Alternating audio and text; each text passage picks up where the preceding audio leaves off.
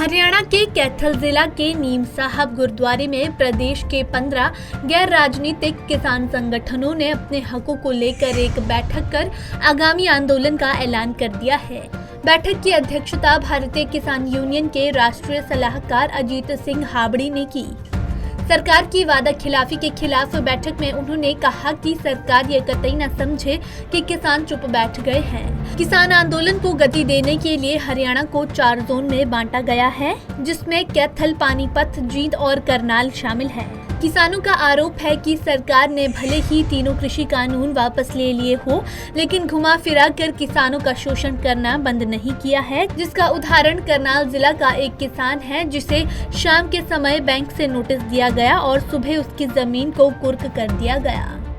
15 संगठन इकट्ठे हुए ने ਜਿਹੜੇ ਕਿ ਕਿਸਾਨਾਂ ਦੀ ਜਿਹੜੀਆਂ ਸਮੱਸਿਆ ਨੇ ਇਹਨਾਂ ਨੂੰ ਜਿਹੜੀਆਂ ਬਾਕੀ ਰਹਿੰਦੀਆਂ ਨੇ ਜਦੋਂ ਤੋਂ ਦਿੱਲੀ ਤੋਂ ਉੱਠ ਕੇ ਆਏ ਨੇ ਉਦੋਂ ਬਾਅਦ ਇਹ ਸੰਗਠਨ ਹੁਣ ਇਕੱਠੇ ਹੋਏ ਨੇ ਔਰ ਇਹ ਅੱਗੇ ਜਾ ਕੇ ਮਤਲਬ ਪਾਣੀਪਤ, ਰੋਹਤਕ, ਕੁਰਸ਼ੇਤਰ ਸਾਰਿਆਂ ਜ਼ਿਲ੍ਹਿਆਂ 'ਚ ਮੀਟਿੰਗਾਂ ਕਰਕੇ ਸਾਰੇ ਸੰਗਠਨਾਂ ਨੂੰ ਨਾਲ ਲੈ ਕੇ ਔਰ ਇੱਕ ਰਾਏ ਕਰਕੇ ਔਰ ਜਿੰਨੀਆਂ ਵੀ ਕਿਸਾਨਾਂ ਦੀਆਂ ਸਮੱਸਿਆਵਾਂ ਨੇ ਚਾਹੇ ਉਹ मतलब जिन्नियां बकाया रहिंदियां ने चाहे उत्थों दी होवे दिल्ली वाली करजे दी होवे रेट दी होवे जिन्नियां भी समस्या उन्हां वास्ते अज इकट्ठे हुए ने किसान एक झंडे थले। संगठन तो ये मतलब वही इकट्ठे होके एकता, किसान संगठन एकता के हिसाब में ये 15 के 15 चलेंगे।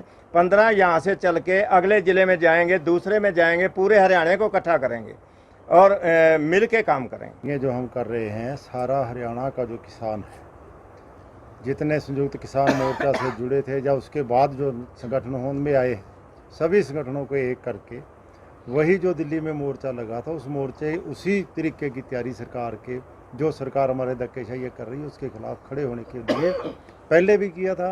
ये संयुक्त किसान मोर्चा जो दिल्ली में लगा उससे पहले भी हमारी मीटिंगें हुई थी और फिर वही मीटिंगें स्टार्ट और मीटिंगें करके पूरी हम एक ग्रुप बना के संयुक्त किसान मोर्चा परमिशन लेके वहाँ जाएंगे। दोबारा क्यों जरूरत पड़ रही है इकट्ठा होने की? आपकी निगरानी में है और हमारी निगरानी में है। सरकार ने पहले से भी ज़बरदस्त कानून ले आके खड़े कर दिए इस किसान के सामने। बिना कानून के भी सरकार एक तानाशाही रवैये से ऐसे नए और नए कानून ले आ रही है।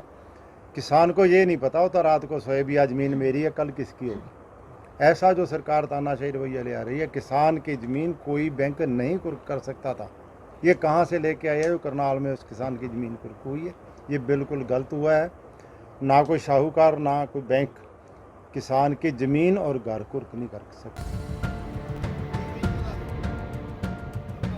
आपको बता दें कि किसानों ने सरकार से मांग की है कि किसानों की जमीन को कोई भी साहूकार या बैंक कर्ज की एवज में नीलाम नहीं करेगा। इसके साथ ही सरकार किसानों की जमीन का अधिग्रहण 2013 के कानून से करे और जमीन अधिग्रहण नियम 2021 को रद्द किया जाए। गेहूं की कम आवक होने की एवज में 30,000 रुपए प्रति एकड़ मुआवजा दिया जाए। इसी प्रकार उनकी ये भी मांग है कि किसान की जो फसल आग की भेंट चढ़ी है उसे 60,000 रुपए प्रति एकड़ के हिसाब से मुआवजा दिया जाए। Bureau report, Punjab Kesari TV.